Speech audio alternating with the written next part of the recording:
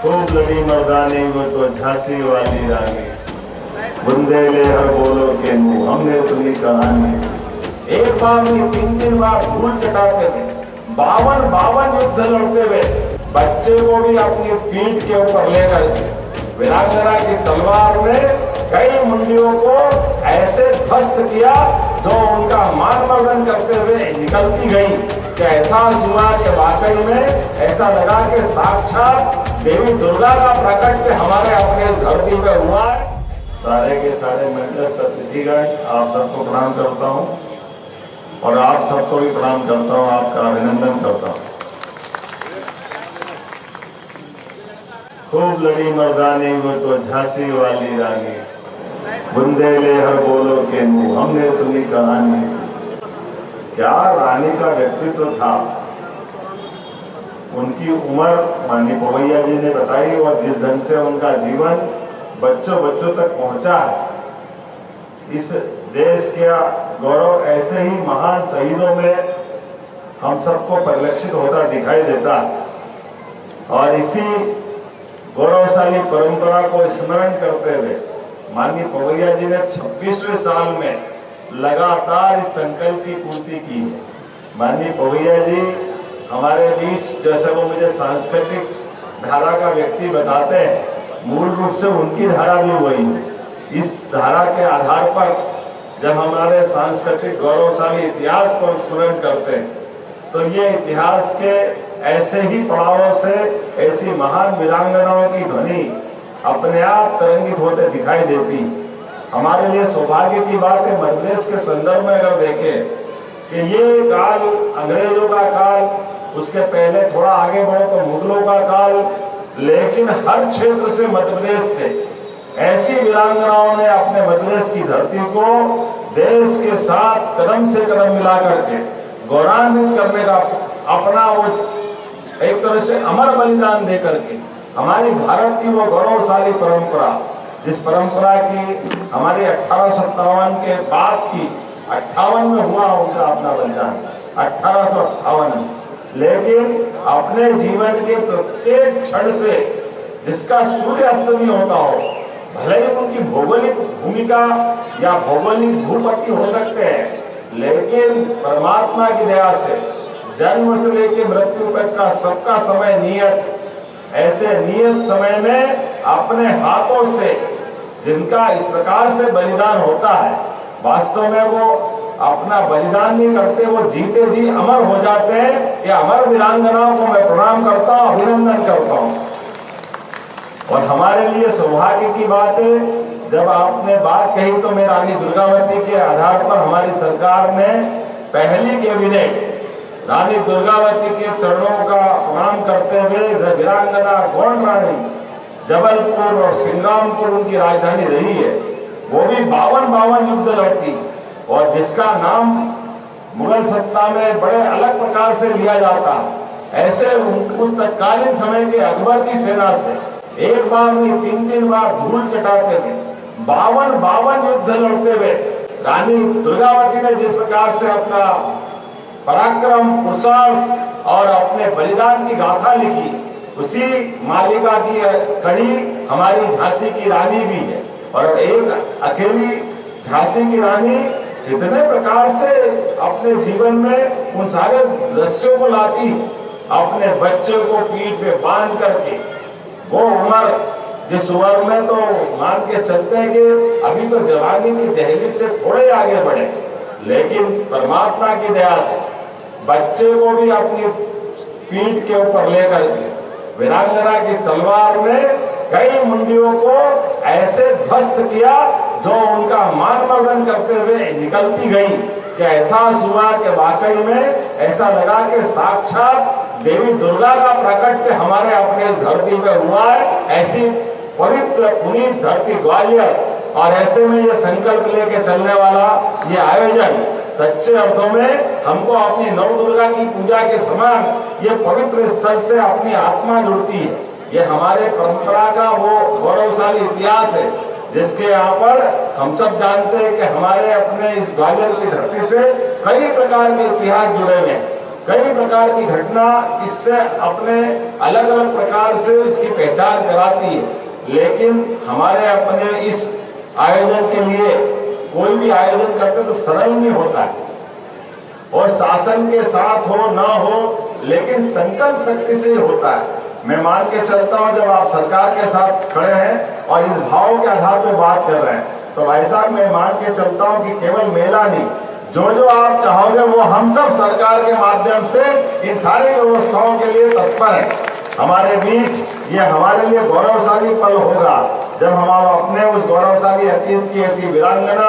झांसी की रानी के लिए हमारे अपने उस गौरवशाली अतीत को जिंदा रखें। ऐसे मौके के अवसर पर ही हम अपने उस गौरवशाली अतीत पे गर्व कर सकते हैं। इसलिए आपने सुंदर प्रयोजन किया महानाट्य का। मैं महानाट्य के इस संस्था के लिए भी अपनी ओर से 5 लाख की धनराशि देने की घोषणा करता हूं, जिसके भरोसे से यह अपने नाट्य मंचन का, बाकी व्यवस्थाओं का बच्चों ने जो अपनी क्षमता योग्यता से, यह हमारी बहुत पुरानी विधा थी। इस विधा के बलबूते पर हम जीवंत होता हुआ इतिहास देखते हैं। ऐसे में ये सारी कठिनाइयों को भी मैं जानता हूं। मुझे इस बात का गर्व है, जब विक्रमादित्य का महानाट्य बना था तो उसका एक पात्र मैं भी जरूर बनता था। उसके पीछे भाव इतना है कि बड़े से बड़े पद पे भी चले जाओ, लेकिन अपना मन इस कला के प्रति भी उतना ही रखो, भले ही छोटा सा योगदान दो, लेकिन हमारा योगदान होना चाहिए, क्योंकि ये एक अलग प्रकार के उद्देश्य के आधार पर किए जाने वाले मंचन है। हमारे लिए आज के इस अवसर पर जब इन व्यवस्थाओं के प्रति लोगों का थोड़ा सा अभी कठिनाई का दौर चलता है, लेकिन बदलते दौर में जैसे आपने विक्रमादित्य का स्मरण कराया, हाँ मुझे गर्व है हमारी सरकार के माध्यम से सम्राट वीर विक्रमादित्य का वो गौरवशाली अतीत को लाल किले की प्राचीर से हमने गौरवान्वित करके जनता के सामने ले जाकर दिखाने का प्रयास किया।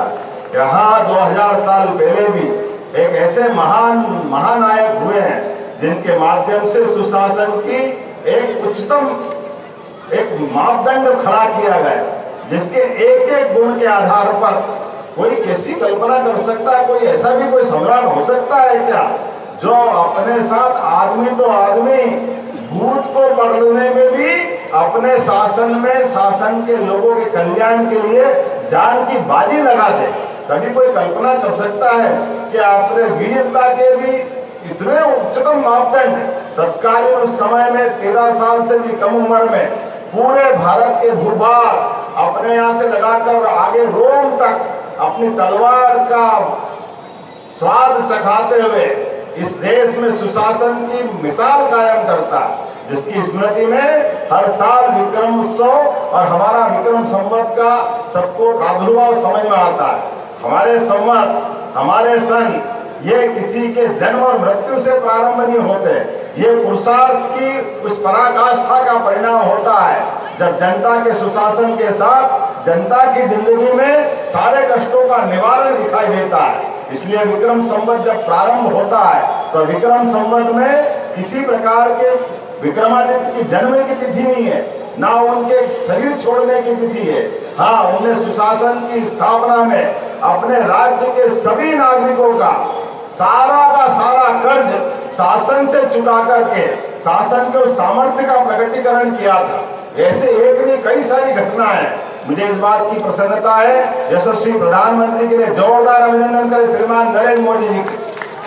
जिनके एक नहीं कई प्रकार की चीजों को स्मरण करते एहसास होता है। जब शिक्षा नीति 2020 लागू की गई, उस शिक्षा नीति 2020 में ये सारी बातों के समाहित करने का एक तरह से उसमें गुंजाइश है कि अपने अतीत की वो सारे गौरवशाली पृष्ठ जिनको अंकन करके हम भावी पीढ़ी को अपने गौरवशाली विरासत से परिचय कराएंगे। जैसे कि हमको सुभद्रा कुमारी चौहान को स्मरण करके धन्य मानते हैं। हमको मालूम है सुभद्रा कुमारी चौहान ने जो कविता लिखी, अगर ये कविता पाठ्यक्रम में नहीं आती तो अतीत के पन्नों में मुझे लगता है कि झांसी की रानी को सम्मान मिलने में थोड़ी कठिनाई हो सकती थी। लेकिन जैसे उन्होंने अपनी कविता बनाई तो हमको लगा कि खूब लड़ी मर्दानी वो तो झांसी वाली रानी है। ऐसे कई सारे और महापुरुष वीरांगनाओं के लिए भी हमारी सरकार समान रूप से काम कर रही है और उनको सबको पाठ्यक्रम में स्थान दे करके उन गौरवशाली अतीत को लेकर के अपने भविष्य की पीढ़ियों को तैयार कर रही है। आज के इस अवसर पर मैं विलंब से आने की क्षमा भी चाहता हूं, लेकिन एक अच्छे काम में भी मुझे लगता है कि अगर यहाँ ऐसे मौके पर इतनी बड़ी संख्या मिलेगी मुझे मालूम नहीं था, लेकिन मैं अगर 2 आदमी भी यहाँ मिलते तो भी मुझे गर्व होता कि हाँ, मैं वीरांगना की माटी को अपन नमन करते हुए धन्य होने का मौका आपने दिया है। मैं आपका आभार भी मानता हूं और आपको इस पूरे कार्यक्रम के अच्छे प्रकार के संचालन करने की बधाई देता हूं और यथा योग्य प्रकार से सरकार के माध्यम से भी आप जैसा जो चाहेंगे हम सब कुछ करने के लिए तैयार रहेंगे। और ग्वालियर तो वो धरती है जिसके लिए राजमाता जी के समय से हमारे अपने विचार परिवार की लंबी यात्रा है और भारत रत्न अटल बिहारी वाजपेयी जी की ये 100वीं जन्म शताब्दी है। मुझे इस बात की प्रसन्नता है, हमारे 100वीं जन्म शताब्दी के अवसर पर हमने ये सभी कारणों से हमारी सरकार के लिए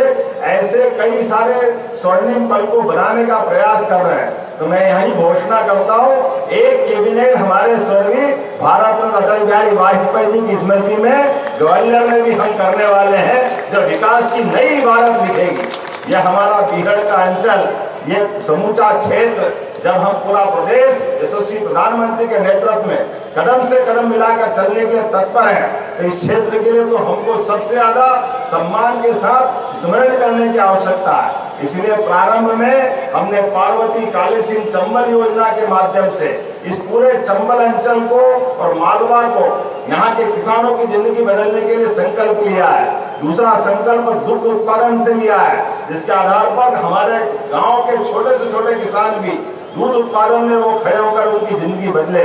इसी के साथ साथ आने वाले समय में हमारा सबसे बड़ा औद्योगिक दृष्टि से सेमीकंडक्टर और इस प्रकार से आईटी के सेक्टर का पूरा एक हब यहाँ बनाने वाले हैं। अभी बाकी बातें मैं बाद में बताऊंगा, लेकिन इसका पूरा लाभ अगर मध्य प्रदेश में कोई लेगा तो सबसे बड़ा लाभ हमारा चंबल का अंचल लेगा। ग्वालियर में वो हमारा लाभ मिलने वाला रहेगा, जिसके आधार पर लाखों युवाओं को रोजगार मिलेगा। आइए हम सब आगे बढ़े, हमारे बलिदानियों के बलिदान को व्यर्थ न जाने दे, उनके बलिदान की गाथाओं को हमारी पीढ़ी से परिचित कराए और भारत माता को दुनिया के अंदर यशस्वी प्रधानमंत्री के नेतृत्व में नंबर 1 के स्थान को ले जाने के लिए संकल्प करें, तो हमारा ये मेला बलिदान मेला सार्थक होगा। मैं कवि परंपरा के सामने से विलंब से आपको अपने पाठ के लिए थोड़ी क्षमा भी चाहता हूं और ये थोड़ी धृष्टता भी कर रहा हूं। कवियों के सामने बोलने में खतरे भी होते हैं, मुझे मालूम है।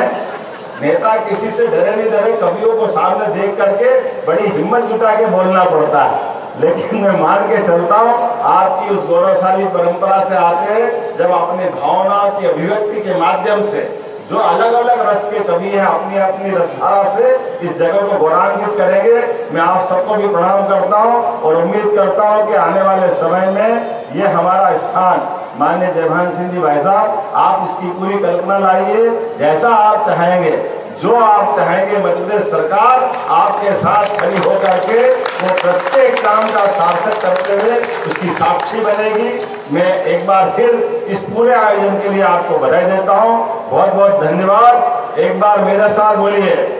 हमारी अपनी झांसी की रानी की जयकारा लगाने की जोरदार गगनचुंबी आवाज आना चाहिए। बोलिए महारानी झांसी की लक्ष्मीबाई की, वीरांगना रानी झांसी लक्ष्मीबाई की। मैं तो समझ नहीं पाता हूं कि रानी के जीवन के इतने गौरवशाली पक्ष है कि कभी आप कोई तीर्थ यात्रा भी निकाले तो उस तीर्थ यात्रा की दृष्टि से भी वीरांगना के जीवन की जो भी कथाएं हैं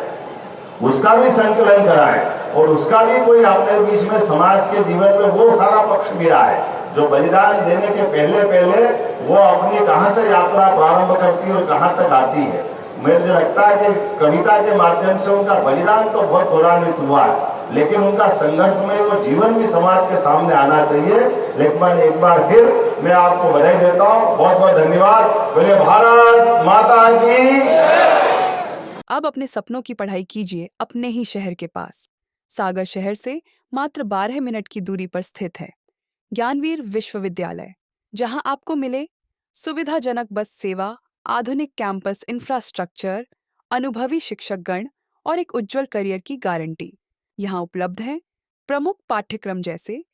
management, pharmacy, agriculture, engineering, law, fine arts, hotel management, संगीत और नृत्य, पत्रकारिता और जनसंचार, परफॉर्मिंग आर्ट्स, जनरल कोर्सेज, शारीरिक शिक्षा, योग, पीएचडी, सभी विषयों में। नए सत्र के लिए प्रवेश प्रारंभ हो चुके हैं। अधिक जानकारी के लिए संपर्क करें 977 0 522 117 या 977 0 523 279।